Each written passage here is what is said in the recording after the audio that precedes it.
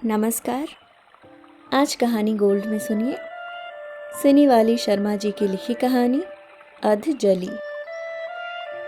इस घर के पीछे ये नीम का पेड़ 50 सालों से खड़ा है। देख रहा है सब कुछ, चुप है पर गवाही देता है बीते समय की। आज से 30 साल पहले, हाँ 30 साल पहले, इस पेड़ पर चिड़िया दिन भर फुदकती रहती, इस डाल से उस डाल, घर आंगन इनकी आवाज से गुलजार रहता। आज सुबह सुबह ही चिड़ियों के झुंड ने चचहाना शुरू कर दिया था।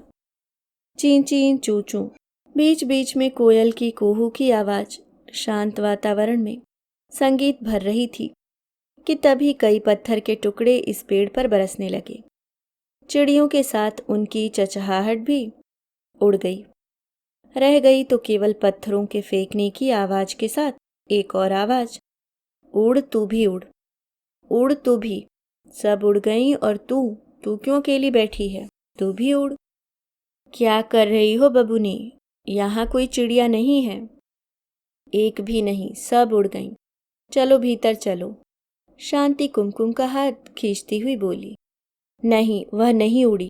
मेरे उड़ाने पर भी नहीं उड़ती। उससे कहो न उड़ जाए, नहीं तो अकेली रह जाएगी, बिल्कुल मेरी ही तरह। बोलते हुए उसकी आवाज कांपने लगी, भवें तनने लगी और आंखें कड़ी होने लगी। वह तेजी से भागती हुई बारामदे पर आई और बोलती रही, अकेली रह जाएगी अकेली, उड़ तू भी, उड़ उड़, उड़ तू भी उड़ उड़। बोलते बोलते कुमकुम वहीं बारामदे पर गिर गई। सिंदूर के ठीक नीचे की नस ललाट पर जो है, वह अक्सर बेहोश होने पर तन जाती है उसकी। हाथ पैर की उंगलियां अकड़ जाती हैं। कभी दांत बैठ जाता है तो कभी बेहोशी में बड़बड़ाती रहती है। शांति कुमकुम की ये हालत देखकर दरवाजे की ओर भागी और घबराती हुई बोली, सुनिएगा। ये शब्द महेंद्र न जाने कितनी बार सुन चुका है। शांति की घबराती आवाज ही बता देती है कि कुमकुम को फिर बेहोशी का दौरा आया है। कितने डॉक्टर वैद्य से इलाज करा चुका है, सभी एक ही बात कहते हैं, मन की बीमारी है। आ तुम मैं। ये सब देखकर महेंद्र के भीतर दबी अपराध बोध की भावना सीना तानकर उसके सामने खड़ी हो जाती। कुमकुम की बंद आंखों से भी वह नजर नहीं मिला पाता। सिरहाने बैठकर वह उसके माथे को सहलाने लगता और शांति कुमकुम के हाथ पैर की आकड़ी हुई उंगलियों को दबाकर सीधा करने की कोशिश करने लगती। महेंद्र पानी का जोर जोर से छींटा तब तक उसके चेहरे पर मारता जब तक कुमकुम को होश नहीं आ जाता। होश आने के बाद कुछ देर तक कुमकुम की आंखों में अनजानापन रहता। वह चारों ओर ऐसे शून्य निगाहों से देखती जैसे यहाँ से उसका कोई नाता ही न हो। धीरे धीरे पहचान उसकी आंखों में उतरती। कुमकुम धीरे से बुदबुदाई, दादा दादा। महेंद्र के भीतर आंसुओं का अथाह समुद्र था, पर आंखें सूखी थी। वह कुमकुम का माथा सहलाता रहा। दादा, क्या हुआ था मुझे? कुमकुम की आवाज कमजोर थी। कुछ नहीं, बस तुम्हें जरा सा चक्कर आ गया था। ये तो होता रहता है, अब तुम एकदम ठीक हो। हाथ पैर में दर्द हो रहा है, लगता है देह में जान ही नहीं, जैसे किसी ने पूरा खून चूस लिया हो। तुम आराम करो, भौजी पैर दबा रही हैं। पता नहीं क्यों मैं बराबर चक्कर खाकर गिर जाती हूँ। महेंद्र के पास इसका कोई जवाब नहीं था। इसका ध्यान रखना, इतना बोलकर उसका माथा एक बार बहुत स्नेह से सहलाकर वह बाहर चला गया। महेंद्र के जाने के कुछ देर बाद तक कुमकुम शांति को गौर से देखती रही। भौजी, दादा कुछ बताते नहीं, मुझे क्या हुआ है? डॉक्टर क्या कहता है, मुझे बताओ तो। तुम्हें आराम करने के लिए कहा है। कुमकुम का हाथ सहलाती हुई शांति बोली। भौजी, क्या डॉक्टर सब समझता है मुझे क्या हुआ है? हाँ बबुनी, वह डॉक्टर है ना। तुम तो ऐसे बोल रही हो जैसे वह डॉक्टर नहीं भतार हो। शांति के चेहरे पर मुस्कुराहट की बड़ी महीन सी लकीर खिंच गई। जाओ भौजी, तुम्हें भी काम होगा, मैं भी थोड़ी देर में आती हूँ। अभी उठा नहीं जाता। मैं तो कहती हूँ थोड़ी देर सो जाओ, रात में भी देर तक जगना होगा। क्यों?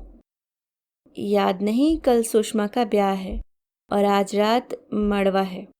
मैं तो जा नहीं सकती, तुम्हें ही जाना पड़ेगा। नहीं तो कल कौन? बोलते बोलते शांति बिना बात पूरी किए तेजी से बाहर निकल गई। बेहोशी से आई कमजोरी के कारण कुमकुम की आंख लग गई। सपने में कुमकुम ने देखा, नीले आकाश में उजले उजले बादल रुई की तरह तैर रहे हैं। दो उजले बादल आपस में टकराए और नीला आकाश सिंदूरी हो गया। जहां दोनों बादल टकराए थे वहीं से एक सुंदर युवक निकलकर उसकी ओर बढ़ रहा है। उसकी मांग और वह भी सिंदूरी हो जाती है। युवक उसकी ओर मुस्कुराते हुए बढ़ता चला आ रहा है, आहिस्ता आहिस्ता। उसका सीना चौड़ा है और बाहें बलिष्ठ, होठों पर गुलाबी मुस्कान है और बाल काले घुंघराले हैं। आंखें उसकी आंखों को देखने से पहले ही कुमकुम की आंखें लाज से झुकी जा रही हैं और वह लाज से लाल हुई जा रही है। युवक उसके पास बहुत पास आ जाता है। उसकी सांसें तेज होने लगती हैं। उन दोनों की सांसें एक होती कि तभी बादलों का रंग अचानक काला हो गया और तभी दो काले बादल आपस में टकराते हैं और भयंकर गर्जना होती है। आकाश में बिजली चमक जाती है। इस बिजली की चमक में उस युवक का चेहरा इतना डरावना और भयंकर दिखा कि कुमकुम डर से चीखने लगती है और वह पसीने से नहा जाती है। तभी उसकी नींद टूट जाती है। वही, हाँ वही तो थे। इतना डरावना चेहरा क्यों हो गया उनका? पर कैसे कहूँ कि वही थे? उनका चेहरा आज तक तो ठीक से देखा भी नहीं है मैंने। वर्षों बीत गए। ठंडी सांस लेकर कुमकुम बिछावन पर लेट गई। हमारा ऐसा ब्याह हुआ कि मांग तो भरी मेरी, पर जीवन सूना रह गया। 12 बरस बीत गए इसी चैत में। उसके कानों में भी बात गई थी, पर उसे किसी ने बताया नहीं था कि शादी कहाँ होगी, किससे होगी। उसे बस यही पता था कि घर वाले जहाँ कहेंगे, जब कहेंगे उसे तैयार रहना है। उसे कुछ पूछना नहीं है, बस चुपचाप सब करते जाना है। बेटियों को ऐसा ही होना चाहिए, जिसके पास प्रश्न नहीं होते। वो भी तैयार थी, पर उसके कान में बात आई। भौजी ने दादा से कहा था, कर दो ब्याह, इतना अच्छा घर-वर तो हम किसी जन्म में नहीं कर पाएंगे। इस तरह का ब्याह तो होता रहता है। लड़का लड़की साथ रहते हैं तो सब ठीक हो जाता है। और अपनी कुमकुम तो सुंदर भी है। मेरी सुंदरता और मेरी देह सबके लिए एक आशा की किरण थी कि सब कुछ ठीक हो जाएगा। दादा कुछ नहीं बोले। लड़का अच्छी नौकरी करता है। दादा के दोस्त सूरजदा है ना, उन्हीं के ननिहाल का लड़का है। कल लड़का घर लाया जाएगा। कल बढ़िया मुहूर्त है, पता लगा लिया गया है। ऐसी शादी में जो तैयारी हो सकती है कर दी गई है। पुआल के साथ कच्चा बांस बस मिट्टी से कटवा कर आंगन में एक किनारे रख दिया गया है। पीली धोती और लाल साड़ी पलंग पर रखा देखा था मैंने। दोनों कपड़े एक साथ देखकर मीठी सी सिहरन तो हुई, पर उससे अधिक डर गई। ब्याह के नाम पर सतरंगी सपने जो आंखें देखती, उनमें खुशी की जगह डर समा गया। क्या होगा, कैसे होगा? जबरदस्ती के ब्याह में अगर वह नहीं माने तो? लेकिन मैं किससे कहती? इस डर से तो लड़कियां गुजरती ही हैं। ये सोचकर अपने को समझा लिया। कहीं न कहीं अपने भीतर ये भरोसा भी था कि किसी भी तरह मैं उनका मन जीत लूंगी। पर कहाँ जीत पाई। इतने बरस बीत गए। ब्याह करके जो गए फिर लौट कर नहीं आए। बाबूजी उनके आने का रास्ता देखते देखते दुनिया से चले गए और मैं रास्ता देखते देखते अहिल्या बन गई। ब्याह के समय एक बार तुम्हारे चेहरे पर नजर गई थी। पंडित जी मंत्र पढ़ रहे थे। उसी पवित्र अग्नि में तुम्हारा चेहरा दिखा था। तुम गुस्से से तमतमाए हुए थे। उस गुस्से में भी अपनापन दिखा। बस तुम्हारी हो गई। पंडित जी ब्याह के बाद बोले कि सिया राम की जोड़ी है। सच में सिया राम की जोड़ी ही है हमारी, कि आंखें कभी मेरी सूखती ही नहीं। उसी समय मेरे जीवन में सूरज उगा था, पर क्या पता था कि ये सूरज उगने के साथ ही डूब जाएगा और बच जाएगी काली अंधेरी रातें। कौन कौन सा पूजा पाठ न किया, किस मंदिर के द्वार पर माथा न रगड़ा। कई बार दादा तुम्हारे घर गए तुम्हारे घर वालों ने उन्हें क्या नहीं कहा, पर वह मुझे हर बार आकर यही कहते, घर वाले बहुत अच्छे हैं, लड़का नौकरी के काम से बाहर गया है, लौटते ही यहाँ आएगा। शुरू शुरू में तो वह यही कहते रहे, फिर लौटते तो कुछ नहीं बोलते, लेकिन उनकी चुप्पी कहती, नहीं आने वाले, कभी नहीं आते। आ जाते तुम एक बार तो मैं तुम्हें बताती कैसे बीते हैं यह 12 साल। वनवास तो 12 बरस का था उनका, पर मेरा तो पूरा जीवन ही वनवास बन गया। तुम्हारे मन में न बसी, तुम्हारे साथ घर न बसा सकी, तो मैं वनवासी हुई ना, अकेली जंगल में भटकती हुई। एक एक दिन ऐसे बीतता है जैसे हर दिन जहरीला कांटा बनकर मेरी देह में चुभता जाता है। इन बीते सालों में मेरी पूरी देह में कांटा ही कांटा भर गया है। छटपटाती हूँ दर्द से, इन कांटों का घाव भीतर तक होता है, लेकिन इन घावों से सिर्फ आंसू निकलते हैं। इन बीते दिनों का दर्द मेरी हाथ की लकीरों में उतर आया है, तभी तो सभी रेखाएं एक दूसरे को काटती रहती हैं और मेरी भाग्य रेखा तुम्हारी भाग्य रेखा से नहीं मिल पाती है। सोचती हूँ इस ब्याह से क्या मिला, कांच की चूड़ियाँ और मांग में सिंदूर। कुमकुम नाम है मेरा, पर काली स्याही पुती है मेरे जीवन में। तुमसे ब्याह होते ही जहर घुल गई जिंदगी में। तुम्हारा तो कुछ नहीं बदला, पर मेरा शरीर छोड़कर सब कुछ बदल गया। यहाँ तक कि ये घर भी अब मेरा नहीं रहा। अब ये घर घर नहीं नैहर हो गया।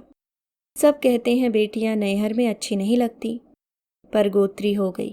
दान होते ही बेटी दूसरे घर की हो जाती है।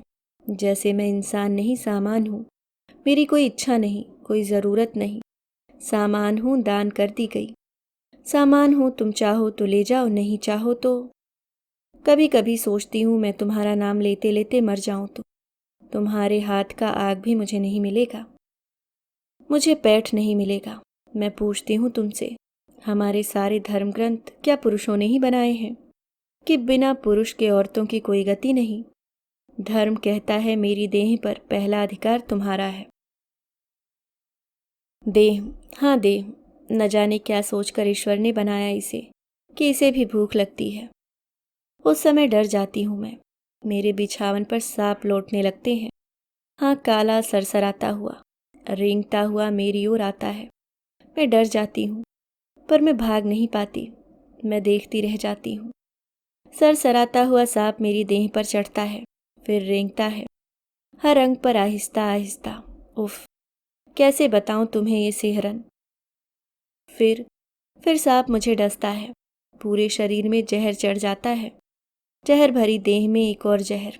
कभी कभी ये मुझे बहुत डराता है, तो कभी ये मुझे अच्छा लगने लगता है। इस जहर में भी प्रेम है। लिपटी हूं मैं उस सांप से। देखो, जरा भी लाज नहीं बची मुझ में। हाँ, नहीं बची, क्योंकि लाज के परे भी तो कुछ होता है। सब बेकार हो गया। मेरी देह, मेरा मन, मेरा जीवन, एक तुम्हारे बिना। तुम पर गुस्सा आता है। जब तुम आओगे तब मैं तुम्हें बताऊंगी मैं चंदन की लकड़ी कितनी तपी, कितनी जली, एक तुम्हारे बिना। फिर भी अपना स्वभाव नहीं छोड़ा, तुमसे प्रेम करना। सब कहते हैं तुम कभी नहीं आओगे, पर मैं जानती हूँ कि तुम आओगे, और वह रात भी आएगी जिसमें सांसें एक होती हैं। तन और मन शांति का भी सूखा था। सब कहते हैं उसकी कोख भी सूख गई, नहीं तो इतने बरस में इस सूने घर में बच्चों की किलकारी नहीं गूंजती। कहने वाले तो ये भी कहने लगे हैं कि अब इस घर का वंश ही खत्म हो गया। भौजाई को न सही ननद का ही होता, तो भी कहने के लिए भी तो इस घर का कोई होता। कुमकुम ऐसी अभागिन निकली कि पति का दोहरा कर मुंह नहीं देखा, और शांति तो बाजी हो गई। बांझ शब्द शांति के कानों के भीतर ऐसे उतरता जैसे किसी ने जलता हुआ लाल दहकता कोयला डाल दिया हो, और ये आग उसके कलेजे को धू धू कर जलाती है। पर वह किससे कहे, कैसे कहे कि वह बसंत तो आया ही नहीं कि उसकी कोख में कोपल फूटता। उसका जीवन तपता रेगिस्तान बन गया, जिसमें एक हरी दूब भी नहीं बची। दूर दूर तक बस तपता जलता बालू ही बालू। पति महेंद्र को बस घर से खाने तक का ही मतलब रह गया था। दिन भर गाय और खेती के कामों में उलझे रहते। जो समय बचता भी उसे द्वार पर बैठकर बिता देते। कभी 2-4 लोगों के साथ तो कभी अकेले ही। रात भी उंगली पकड़कर महेंद्र को शांति के कमरे तक नहीं पहुंचा पाती। इस घर के भाग्य में लगता है सूनी रातें ही लिखी हैं। सब बातों से शांति समझौता कर लेती, पर अपने भीतर की ममता को कैसे समझाती। अनजाने ही उसकी कोख में हलचल होने लगती। छाती फाड़कर भीतर से कुछ निकल जाना चाहता। उसका मन करता उसे भी कोई माँ कहे। कान कहते आज तक इतना कुछ तो सुना, पर माँ न सुना। संसार का सबसे मीठा शब्द माँ होता है। इस सोने घर आंगन में वह डगमगाते हुए चले, जिसकी काजल भरी आंखें और तुतलाते हुए बोल माँ कहे और वह दूर से भी सुन ले। दौड़ती हुई आकर उसे उठाकर अपनी छाती से लगा ले। पर नहीं, ये छाती जलती रहेगी। इसमें कभी दूध न उतरेगा। कोई उसे माँ नहीं कहेगा। वह बांझ ही रहेगी, माँ न बनेगी कभी। एक उसकी जिद ने उसके हंसते जीवन में आंसुओं की बाढ़ ला दी। उसने कहा था, ब्याह दो कुमकुम को उस नौकरिया लड़के से। किसी भी हाल में ऐसा लड़का नहीं उतार पाएंगे हम। और ऐसा तो उसने बहुत बार देखा था। शुरू में लड़के वाले नखरा करते हैं, लेकिन लड़की के एक बार घर में घुसते ही अपनी सेवा के दम पर पूरे परिवार का मन जीत लेती है। फिर तो वही उस घर में पुजाने लगती है। कुमकुम भी जीत लेगी सब कुछ वहां जाकर। लेकिन जीतती तो तब जब वह वहां जाती। कैसा कसाई परिवार है, एक बार भी नहीं ले गया कुमकुम को। हम लोग हर कोशिश करके हार गए। उस परिवार से बेइज्जती के सिवाय कुछ नहीं मिला। लोगों ने कहा देव स्थान जाकर धरना दो। 6 महीने कुमकुम को लेकर वहां भी रही। सुबह शाम मंदिर में झाड़ू बुहार, पूजा पाठ, व्रत उपवास सब कराया। ये करते हुए वर्षों बीत गए। भाग्य नहीं बदला। शायद विधाता के पास इस घर का भाग्य बदलने के लिए स्याही नहीं थी। अब तो ऊपर वाले से भी कोई आस नहीं रही। कुमकुम बोलती कुछ नहीं, सब कुछ ऐसे पी जाती है जैसे पानी। लेकिन जब उसे दौरा आता है तो उसे भी पता नहीं चलता वह क्या क्या बकती है। शुरू में तो मुझे लगा नाटक करती है, फिर लगा गेहूं की तरह तपती उम्र है। ऐसी उम्र में भूत प्रेत पकड़ते हैं अकेली पाकर। जब बालियां कटने को तैयार हो जाती हैं, हवा के झोंकों के साथ झनझन बजती हैं। न काटो तो उसी हवा के थपेड़ों से जमीन पर बिखरते हुए कितनी देर लगती है। मुझे डर लगने लगा उसका वह रूप देखकर। उसकी देह थरथराने लगती, आंखें लाल लाल जैसे चिता की आग हो, मुंह ऐसे खोलती जैसे सबको चबा जाएगी। फिर जोर जोर से रोने लगती, चिल्लाने लगती, जाने दो, चल चल। फिर कहाँ कहाँ से भूत झाड़ने के लिए ओझा ना आया। कितने कबूतर, दारू, पान सुपारी, सिंदूर, बताशा और अड़हुल के फूल चढ़ाए गए। मंत्र पढ़ा गया। ओझा कहता ये जिन्न है, ऐसे नहीं छोड़ेगा, अपने साथ लेकर जाएगा।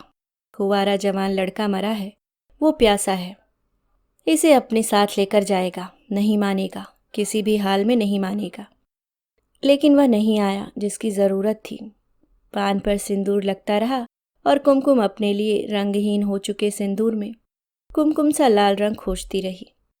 ओझा से ठीक न हुआ तो डॉक्टर के पास गए। डॉक्टर बोला कोई बीमारी नहीं है, केवल पति का साथ ही इसे ठीक कर सकता है। एक गलती ने किस तरह बदल दिया सबका जीवन। जबरदस्ती नहीं, सहमति से साथ होता है। जीवन भर का साथ रंग रूप देह पर टिकता है, लेकिन सबसे ज़्यादा ज़रूरी मन का मिलना है। अब समझ में आ रहा है इस गलती की कीमत कुमकुम ही नहीं, ये घर भी चुका रहा है। मैं माँ नहीं बन पाई, वह पति को तरसती है। सब उसका दुख समझते हैं, मैं तो पति के सामने रहते पति को तरसती हूँ। मेरा दुख कौन समझेगा। कई साल हो गए। उस रात के बाद वह रात कभी नहीं आई। उसी रात से मेरा पलंग सूना हो गया और मैं भी। उस रात बाहर से ऐसे चीखने की आवाज़ आई जैसे किसी ने किसी का गला दबा दिया हो। उस रात को याद कर अभी भी सिहर उठती हूँ। मुझे लगा रात के इस पहर भूत की आवाज़ है। मैं डर कर उनके सीने से लिपट गई। उन्होंने कहा डरो नहीं, कुछ नहीं होगा। मैं उनके सीने से लगी, उनकी धड़कन सुनकर हिम्मत बांध ही रही थी कि किवाड़ पीटने की आवाज़ आने लगी। अब तो मेरे प्राण सूख गए। दरवाज़ा पीटते पीटते फूट फूट कर रोने की आवाज़ आ रही थी। रोते हुए बोलने लगी, तुमने ही मुझे उजाड़ा, तेरे ही कारण मेरी रातें सूनी रह गई हैं। और तुम। ये कुमकुम की ही आवाज़ थी। उसे फिर दौरा आया था। आवाज़ डरावनी हो गई थी। उन्होंने उठकर किवाड़ खोला। सामने कुमकुम बेहोश पड़ी थी।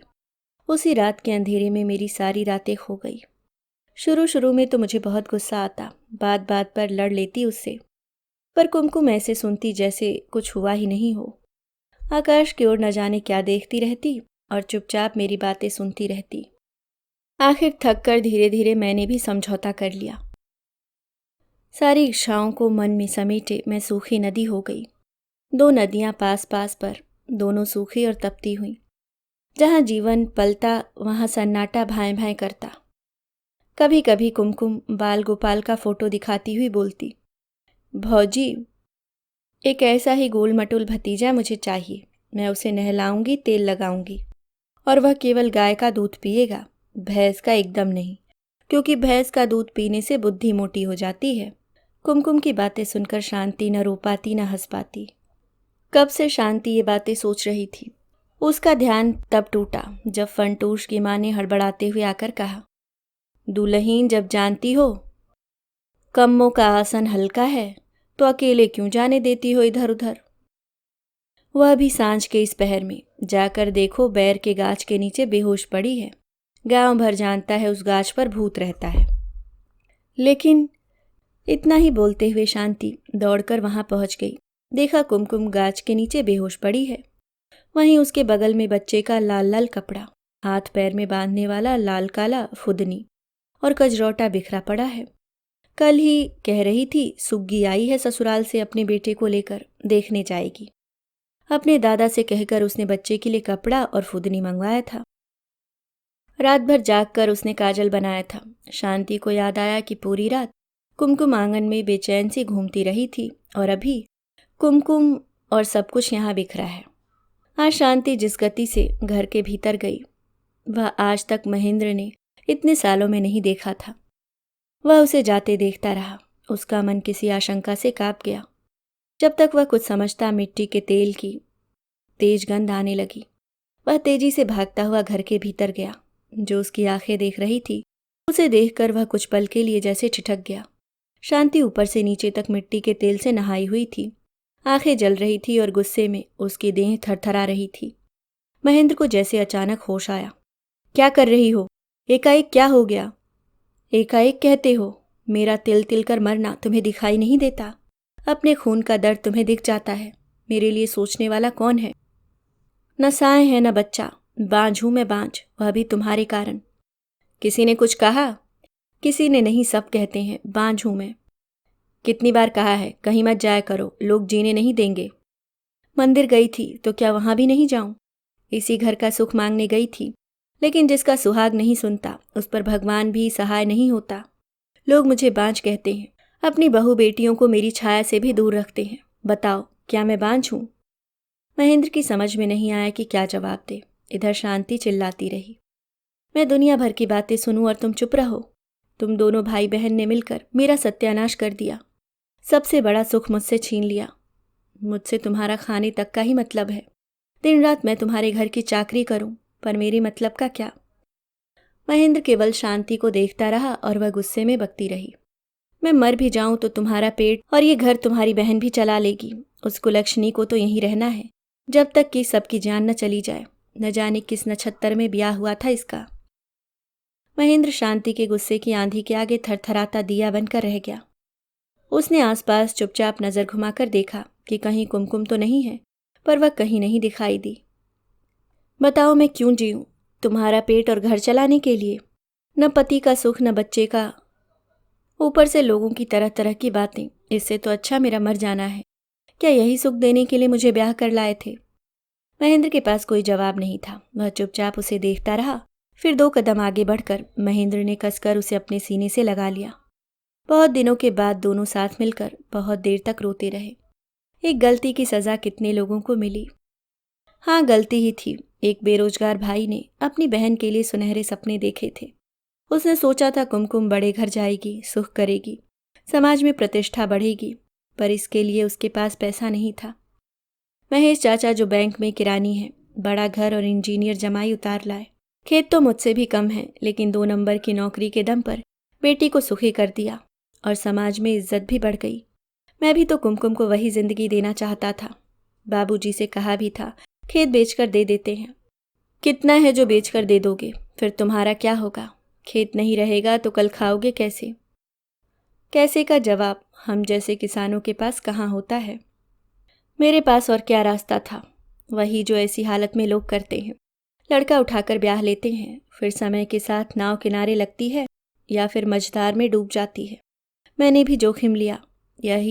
यही रास्ता बचा था। किसी गरीब के हाथ बहन देता तो बहन जिंदगी भर सिसकती हुई मर जाती। शुरू शुरू में परेशानी तो होगी, बहुत कुछ बर्दाश्त करना होगा, कर लूँगा, पर यह न सोचा था जीवन मरण के बराबर हो जाएगा। बाबूजी कुमकुम को विदा करने की साथ मन में लिए ही विदा हो गए। कुमकुम जीते जी लाश बन गई। इसकी इस हालत का जिम्मेदार तो मैं ही हूँ। उसकी लाश पर मैं अपनी दुनिया कैसे बसा लूँ? कुमकुम, शांति और ये घर, सबका अपराधी तो मैं ही हूँ। धीरे धीरे एक एक पत्ता झड़कर जैसे पेड़ को सूना कर जाता है, उसी तरह इस घर की सभी खुशियां झड़ गई थीं। घर नंगे पेड़ की तरह हो गया था। नंगे पेड़ और जलते समय के साथ कुछ महीने बीत गए। एक दिन कुमकुम बरामदे में बैठकर कुछ कर रही थी कि देखा, शांति आंगन में चक्कर खाकर गिर पड़ी। अरे ये क्या हो गया? बोलती हुई कुमकुम उसके पास दौड़कर गई। देखा शांति का हाथ पैर ठंडा है। दादा दादा चिल्लाती हुई उसका पैर रगड़ने लगी। महेंद्र ने पहली बार इस तरह शांति को अचेत देखा तो उसकी आंखें भर आईं। क्या इसी दिन के लिए वह इसे ब्याह कर लाया था? आज तक कोई सुख नहीं दे पाया। वह चुपचाप तिल तिल कर मरती रही। और वो, अगर उसे कुछ हो गया तो कोई नहीं है इस घर को और उसे देखने वाला। गांव के डॉक्टर ने कहा, दुल्हन को जनानी डॉक्टर के पास शहर ले जाओ। महेंद्र ने परेशान होकर पूछा, क्या हुआ? जो तुमने सोचा भी नहीं होगा, डॉक्टर ने कहा। हे भगवान, ये क्या हो गया? कुमकुम का धीरज जवाब दे गया। उसी समय महेंद्र और कुमकुम दोनों शांति को लेकर शहर गए। महिला डॉक्टर ने जो कहा सुनकर दोनों भाई बहन के चेहरे पर कमल खिल गए। तो क्या भगवान ने हम लोगों के ऊपर भी नजर फेरी है? इस घर के भी दिन बदलेंगे। फिर तो इस घर के दिन ही बदल गए। गुमसुम उदास सा घर गुनगुनाने लगा। फूलों के साथ खुशियां भी खिलने लगी। कुमकुम धीरे धीरे सोहर गाती हुई देखती कि शांति के चेहरे का रंग बदल गया है। हमेशा मुरझाई रहने वाली भौजी अब खिली खिली रहती हैं। शांति को खुश देखकर उसे भी अच्छा लगता। वह अब शांति को अधिक काम नहीं करने देती। भौजी के खाने का वह खास ख्याल रखती और उसके पसंद का खाना बनाकर खिलाती रहती। शांति ने कुमकुम का ये रूप कभी नहीं देखा था। इतनी ममता है इसके भीतर। इसके पहले कभी कुमकुम इतनी खुश नजर नहीं आई थी। सचमुच एक बच्चे के आने की आहट मात्र से कितना कुछ बदल गया। कुमकुम इठलाती हुई कहती, भौजी उसके आने के बाद मैं तुम्हारी खातिरदारी नहीं कर पाऊंगी। मेरे पास समय कहाँ रहेगा? उसे नहलाना, खिलाना, सुलाना, घुमाना, सब मुझे ही तो करना है। ये सब सुनकर शांति मन ही मन हंस देती। छठा महीना शांति का लग गया। दिन जैसे जैसे करीब आता जाता सबके चेहरे पर खुशियां बढ़ती जाती। आज सुबह ही महेंद्र किसी जरूरी काम से गांव से बाहर गया था और रात तक लौट कर आएगा। दोपहर होते होते शांति का मन भारी लगने लगा। वह आंगन में चटाई पर लेट गई। कुमकुम धीरे धीरे घर का काम निपटाती रही। गुनगुनी धूप में शांति की आंख लग गई। खा लो भौजी। नहीं बबनी, मन अच्छा नहीं लग रहा है, बाद में खा लूंगी। भौजी खा लो, पकौड़ी भी बनाई है तुम्हारे लिए। मन की साथ कोई मन में ही न रह जाए। कल बोल रही थी। खाने का मन नहीं है, जी ठीक नहीं लग रहा। एक बार फिर कुमकुम ने खाने को कहा। शांति ने कहा, रख दो ना, बाद में खा लूंगी। मनुहार करके कुमकुम रोज शांति को खिलाती थी, लेकिन आज धीरे धीरे कुमकुम जिद पर उतर आई। कहाँ ना खा लो, नहीं सुनती।